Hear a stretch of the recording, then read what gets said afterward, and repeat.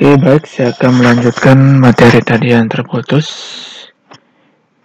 Ini ada soal seperti yang ditampilkan.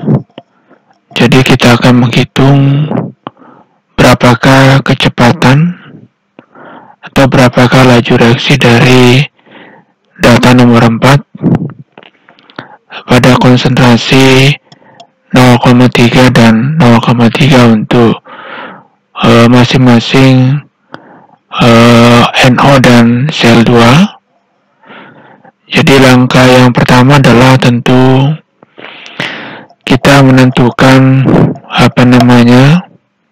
orde reaksi terhadap NO atau disimbolkan dengan M. Kemudian orde reaksi terhadap sel 2 atau disimbolkan dengan N. Jadi pada bagian ini sekarang kita akan menentukan orde reaksi NO atau disimbolkan dengan M.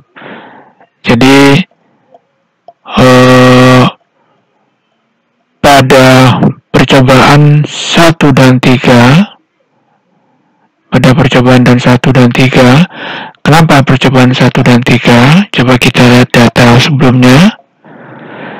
Jadi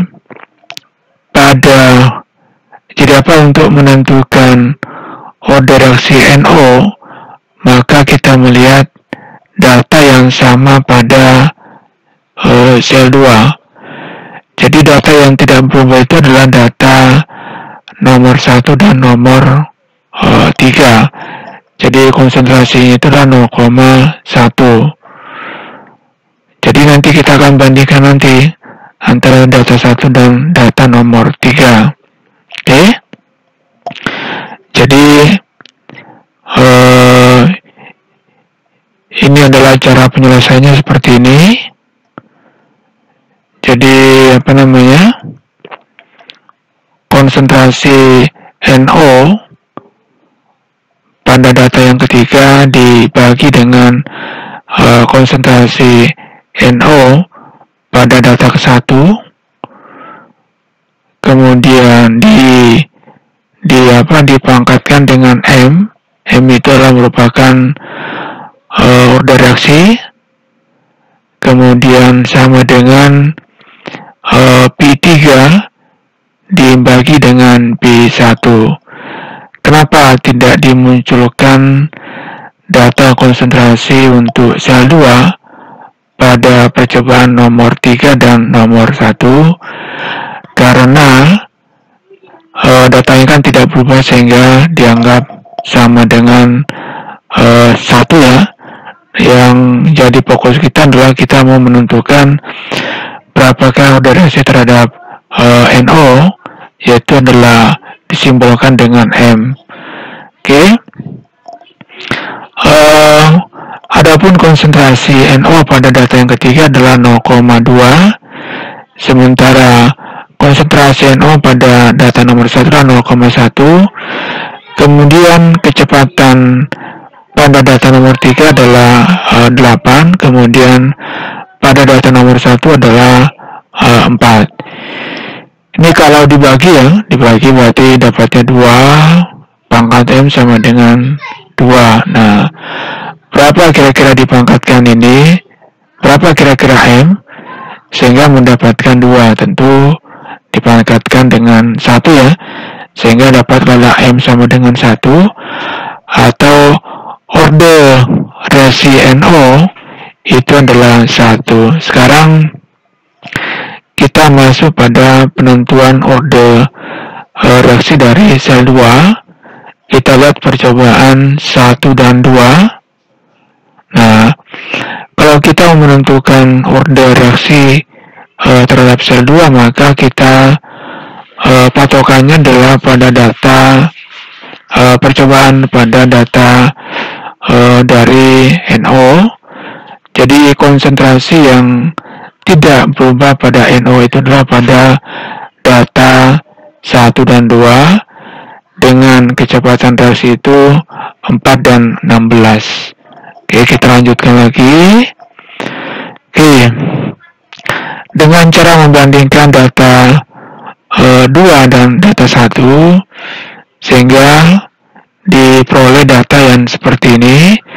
0,2 dibagi 0,1 dipangkatkan dengan N sama dengan 16 dibagi 4. Kenapa 16? Karena kecepatan data nomor 2 itu adalah 16, sementara data nomor 1 adalah 4. Nah, ini 0,2 dibagi 1 dapatnya 2, berarti apa? 2 dipangkat N sama dengan 4. Nah, berapa kira-kira dipangkatkan 2 ini supaya dapatnya 4? Jadi, N-nya sama dengan 2, sehingga order reaksi terhadap C2 adalah 2.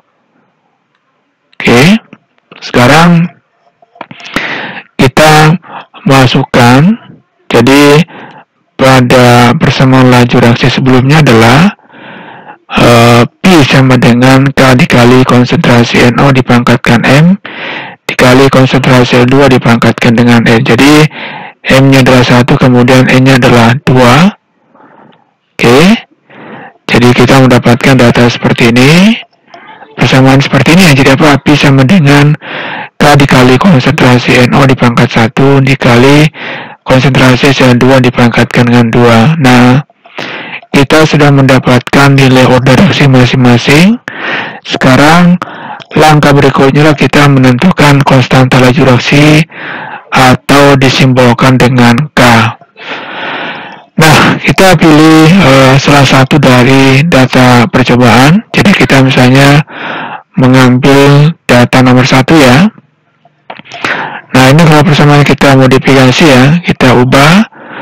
Yang kita mau cari nilai K. Jadi K sama dengan P dibagi NO dipangkat 1 dikali Cl2 dipangkatkan 2. Kecepatan reaksi pada data nomor 1 adalah 4, kemudian konsentrasi apa? 0,1 dikali 0,1 dipangkatkan 2. Sehingga nilai K-nya dapatnya adalah 4000 ya. Dengan satuan adalah sepermolar pangkat 2 dikali S pangkat 1.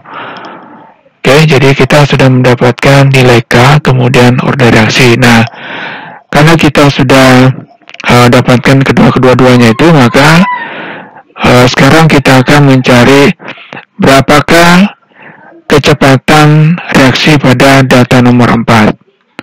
Nah, jadi dari persamaan laju reaksi adalah K dikali konsentrasi NO dikali konsentrasi N2 dipangkatkan 2, di mana nilai K-nya adalah 4000, kemudian konsentrasi dari NO dan 0,3 dipangkat 1, kemudian konsentrasi dari Cl2 0,3 dipangkatkan 2, sehingga dapatlah kecepatannya pada data nomor 4 adalah 108 molaritas per second. Itu kira-kira cara penyelesaiannya soal yang ditampilkan di slide sebelumnya. Sekarang kita masuk ke faktor yang ketiga adalah luas permukaan. Ada gambaran ilustrasi pada slide berikutnya. Jadi pertanyaan adalah mana yang lebih luas permukaannya, sepotong tahu utuh atau sepotong tahu dipotong 4. Coba perhatikan, ini adalah tahu dalam keadaan utuh. Nah, kalau dipotong, kira-kira bentuknya seperti apa? Oke, kalau dipotong berarti apa? Ini kita mendapatkan ada 4 potongan. Nah, kira-kira mana yang memiliki luas permukaan lebih besar ya? Atau jumlah permukaannya lebih banyak? Ya, tentu tahu yang sudah dipotong. Jadi kalau tahu yang belum dipotong itu adalah sisinya ada 6 ya, kalau nggak 6 ya. Jadi 1, 2, 3, 4, 5, 6 ya. Nah, kalau sudah dipotong, maka jumlah sisinya itu menjadi 16. Tapi P dan sentuhnya itu menjadi